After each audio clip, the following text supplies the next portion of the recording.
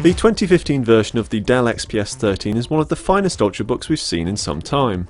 Although from the outside it looks like a fairly typical metal-clad thin and light laptop, open it up and there's clearly something a bit different. The screen reaches almost right to the edge of the lid, with just a 5mm bezel around the outside. This compares to around 15mm for your typical laptop, and it means Dell has been able to pack in a 13-inch display into a chassis you'd normally associate with a 12 or even 11-inch machine. Saving an inch or so in depth and width may not sound like too big a deal, but the difference is definitely noticeable day to day. What's more, it simply feels like the future. Laptops with conventional thick bezels suddenly look archaic in comparison.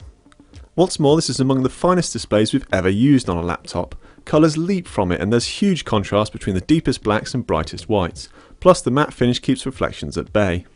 It's a full HD panel, so is somewhere between the sharpness of a MacBook Air and the 13-inch MacBook Pro's Retina display. And it's a pretty good compromise as Windows still struggles to properly manage ultra high resolutions. That said, if you are tempted, there is an even higher resolution version with a touchscreen, but it wouldn't be our first choice, especially given how much more expensive it is.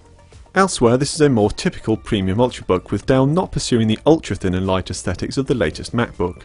As such, while still relatively thin overall, it doesn't taper to a fine point, and at just under 1.3 kilos, it's only a tiny bit lighter than the 13-inch MacBook Air. This does mean there's plenty of space for connectivity though, with 2 USB ports, a mini display port, an SD card reader, and there's even a battery life indicator. A compromise of the ultra-thin bezel is the webcam has had to move to a less convenient position to the bottom left of the display, but it's a small price to pay. More of a concern is the keyboard, which has had to shrink slightly to fit in the more compact chassis. Combined with a key action that feels just a little less defined than alternatives, and you have a typing experience that is a notch or two below the very best. It's a shame, as elsewhere the new XPS 13 gives away little. Its